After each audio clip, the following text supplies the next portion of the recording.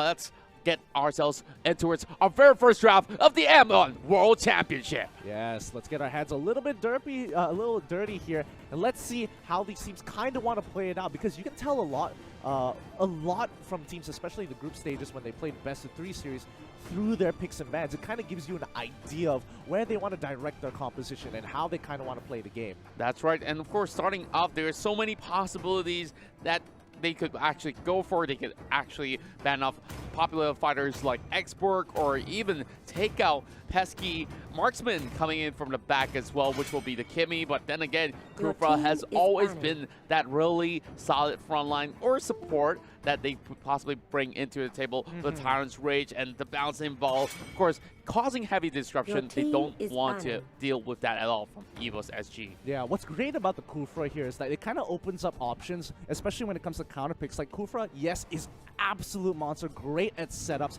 great engage, but it also kind of allows you to play things like, oh, I have Gushing on the table now. It kind of opens up the mage pool a little bit more.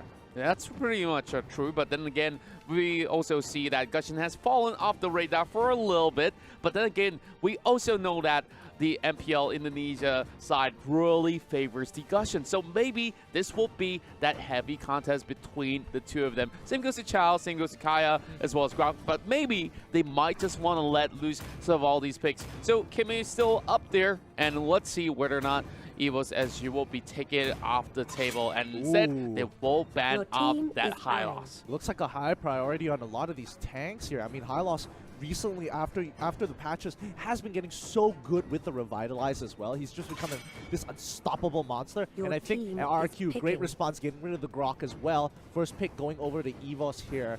What are they going to go for? Well, there's definitely a lot of choices for Evos, and we've also seen them play a whole lot of all that Chao. So I do believe they might actually consider that, or they could even go for a Kimi right here if they want to.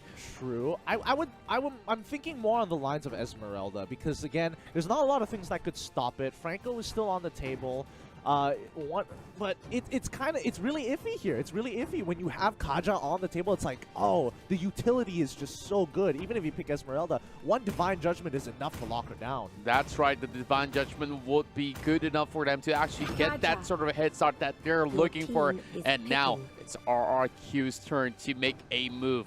Well, RRQ, of course, have a lot of all these options on the table, such as Marksman. I do think that Granger has been pretty much great in this recent patches, where they could definitely consider. But in this early phase of the game, should you give that sort of priority to even Marksman? I would always go for perhaps the solo laner. And now we're looking at Marsha as well as Akai being brought in for their first game. Pretty interesting, because like they could have flexed out the Cho. They're willing to give it. They're willing to say, hey, Cho's on the table. We can pass it to you guys, but it's not going to be that great for you because it's Masha against Cho. It's not as good as you want it to be. Masha does have a lot of options to deal with the Cho in comparison to some of the other fighters. Though it is not great, obviously. But again, it's like, do you really want to take Cho away from us? Do you really want to flex it? And we're allowing you to do the 50-50 because then we're just going to get better priority picks later on to the draft. Oh, that's pretty true. And now that we're also seeing Evos here, they could even get themselves that mage pick as well as fire before getting it banned away. Instead of taking that Chao, they could still ban it off in that sort of sense. And now we're seeing Granger as well as Thomas locked in for Evos Esports. Now, I'm feeling pretty good about this. Now, a whole lot of high damage output coming from the side of Evos SG. Same goes to some true damage output coming from Thomas as well. So, in terms of team fight, I would say that they do have that sort of security in the front line.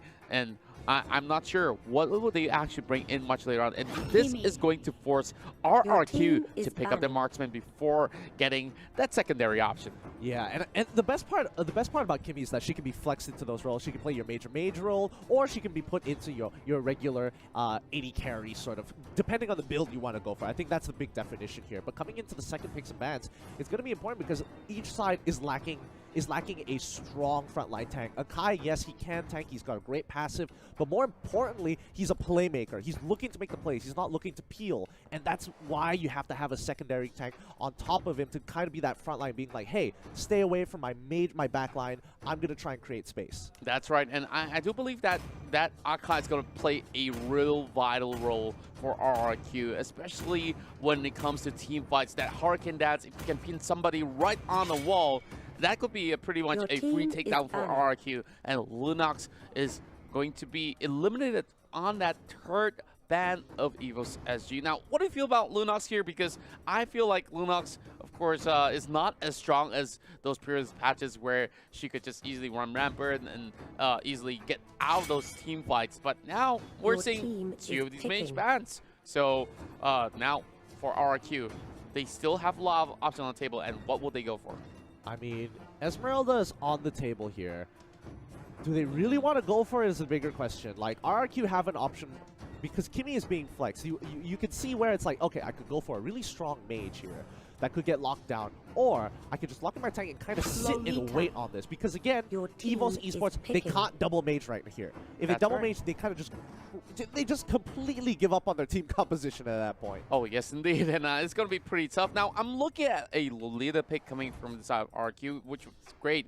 And they also understand the fact that Evo Singapore here likes to go on that Chang'e pick. So this is going to be pretty tough for Evos Esports if they ever were to pick Chang'e to come in towards this matchup against RQ. And, you know, Meteor Shower is definitely one huge spell in those team fights. Oh, but yeah. If Lolita's all the way in front, then it does not mean all too much. And if they get caught out with a Luna's Blast, it's going to be pretty tough. But you talk about the Valor, it's going to be Evos Esports being pretty much greedy with both mage picks right here. I kind of like that.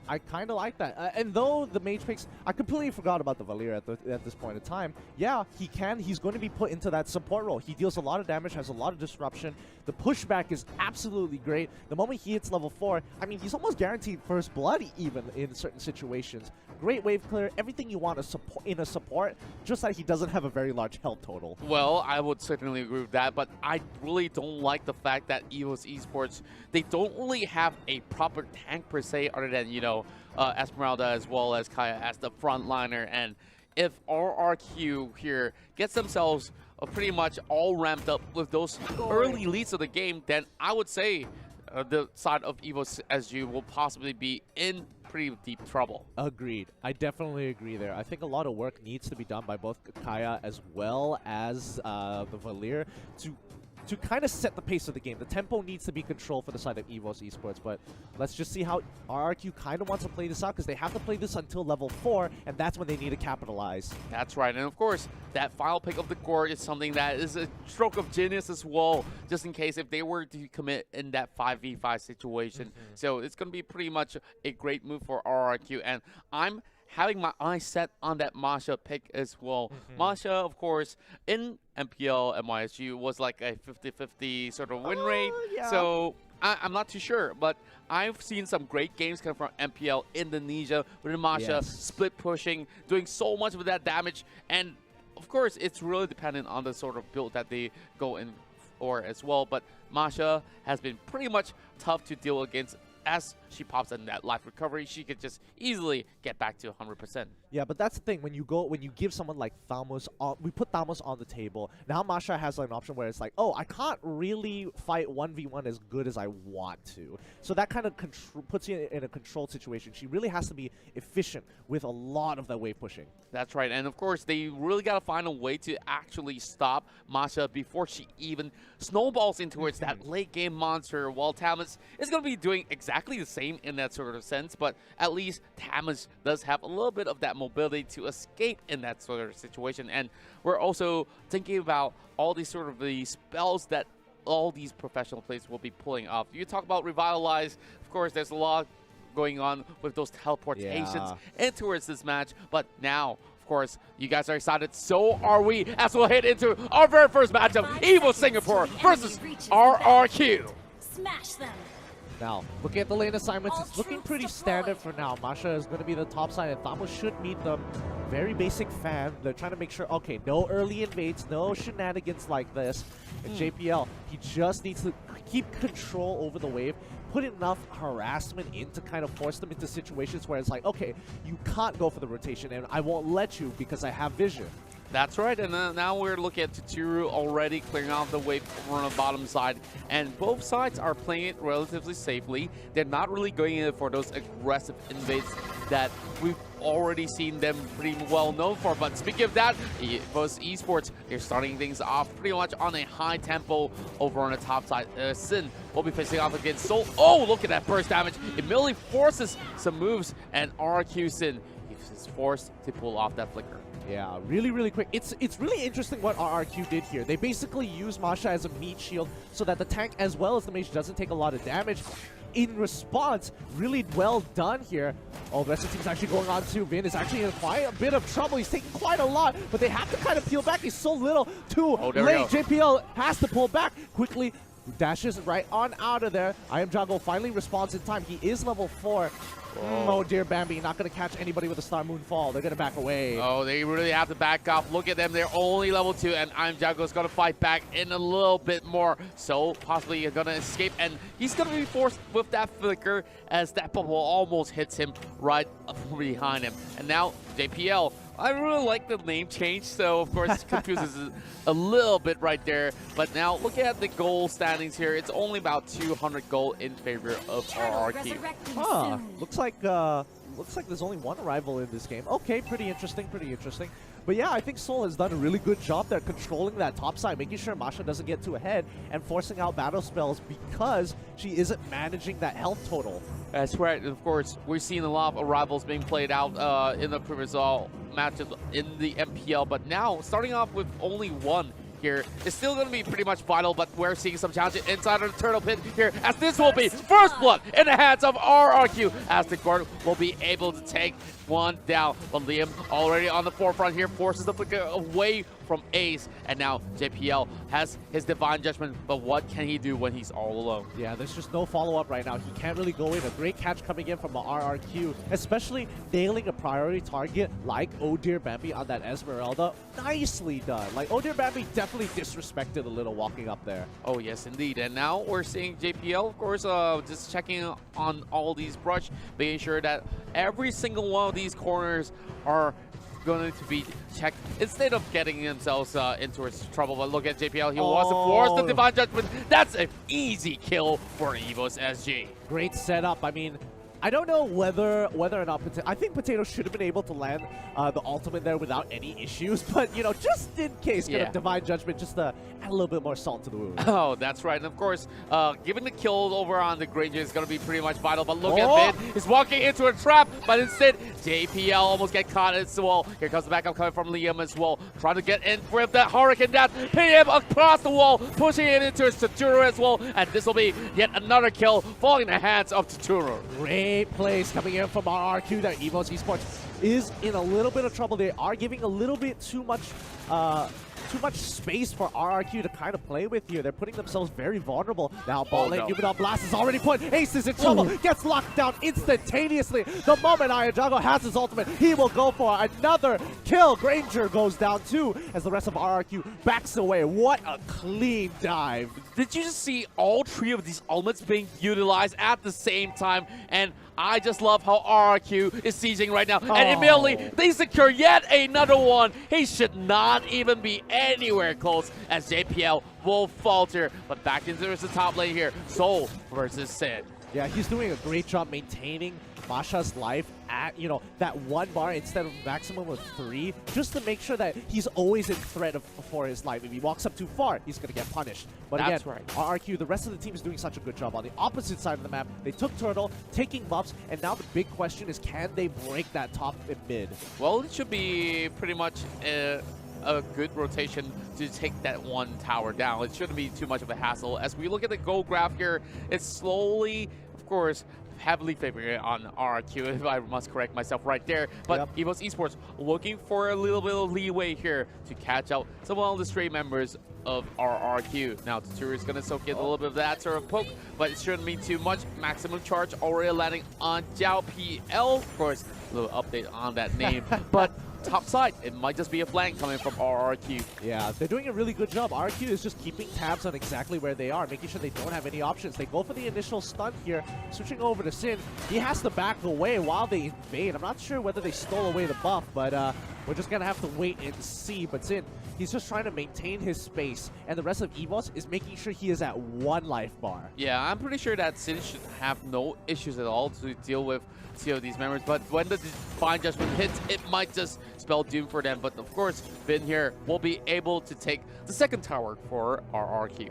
Yeah, they make a close call, and I think if I was in Evo's position, the rotations coming in from RRQ is pretty quick, so they preemptively send someone else to the top side, making sure they can kind of go for to protect that side of the map. They end up losing mid-turret in response, so I guess that might have not been the best play just yet, but I mean, Evos Esports SG, they need to find something here. Masha is going to have a field day with this amount of pressure that RRQ is putting. Oh, that's right. But look at Bean, though, right? It's back in the middle, gets pulled with the Divine Judgment. Of course, this will be that 1 kill being secured here for the side of Evos. And oh dear Bambi, of course, the captain of Evos is trying to do as much as he can to push themselves ahead with a lead. But it will still be a lead in the hands of RRQ for now. Yeah, sacrificing Lolita. Masha just got a free push, breaking tier 2 easily with a single wave.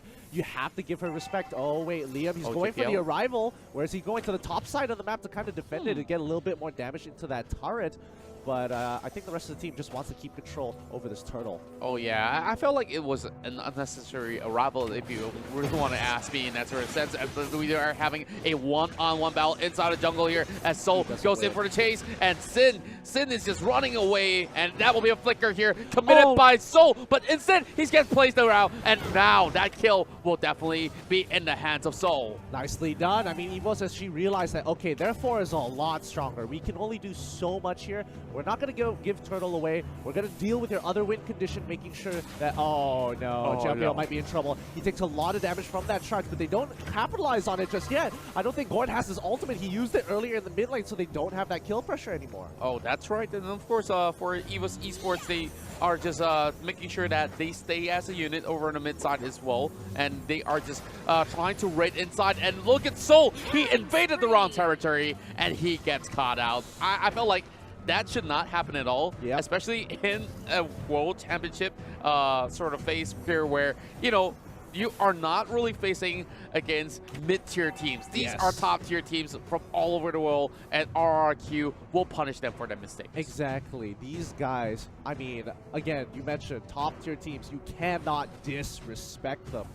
Now, I think they're just trying to keep pace with RRQ as of right now. Oh, so close to dying here.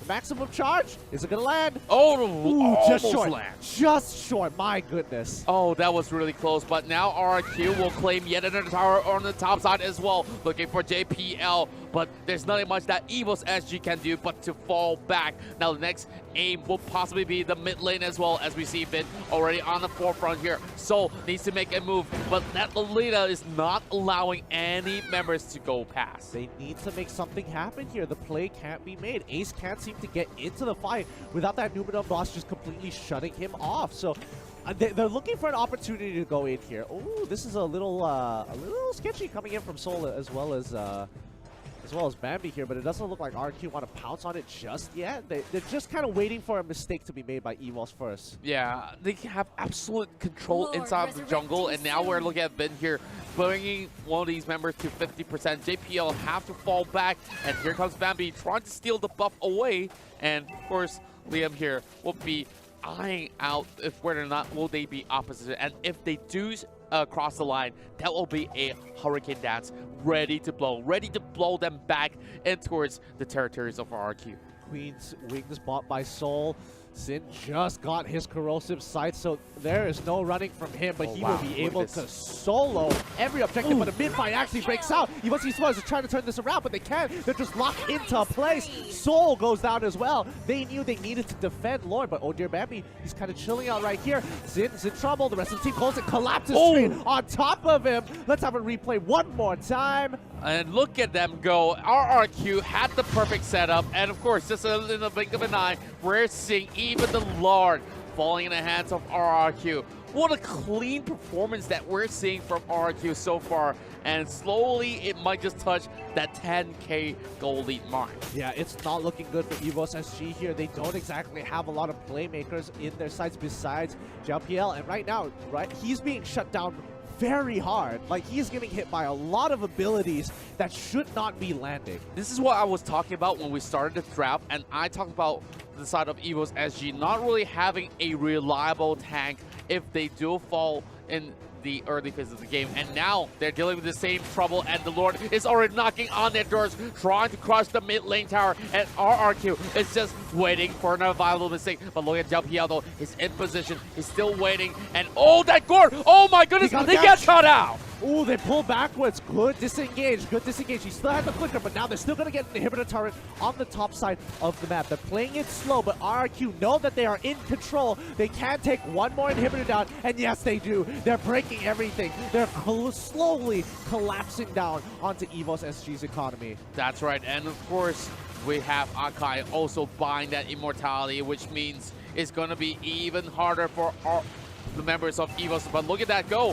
Vin's gonna go in with the No Man's Blast, casting over onto 3 members with the flicker as well. Hurricane Dance playing onto the face, and now RRQ, they're crashing right in, and oh dear Mambi almost falling out. And look at Evos members all in the disarray. Minions are still in the front, but RRQ does not even want to make any sort of a mistake at all. Yep, this is a killing blow here. The Death Timers, they're going to be able to respawn. Oh dear Bambi, he survived the last onslaught. He needs to clear top side. But again, minions are pushing in. Tuturu, he's going to be walking on in. There's nothing they can do. I am Jago, does not miss. His aim is true, and he cuts down the rest of the members of Evos Esports SG. They are looking to end this. Oh, ace. Oh my goodness, what a clean game one that we're seeing here from Rex, Regum, Keon. And now, game 1 already in the bag for RRQ. Indonesia here, showing them why they are the most respected region of all the other teams across the board. And of course, Evos Esports here, having that first defeat of the day. Of course, a sour taste and towards the early mornings right here. Oh, yeah. But I'm pretty sure that they could still find a way to come back, because this is, after all, a best of 5. Yeah, I definitely agree here. I think for the most part, you have to keep in mind that Evos SG, they're dealing with Indonesia, and they are just, right now, they look like they're on a completely different level. They really were shut down. Valir was basically there just to wave clear. He didn't really get a lot of opportunity to roam around too much. And more importantly, I think the control coming in from RRQ was pretty devastating. They just cut off rotational paths, made sure they controlled the river line. They just didn't let them play the game like they wanted to. I totally would say that all these members of Evos Esports look like they were not really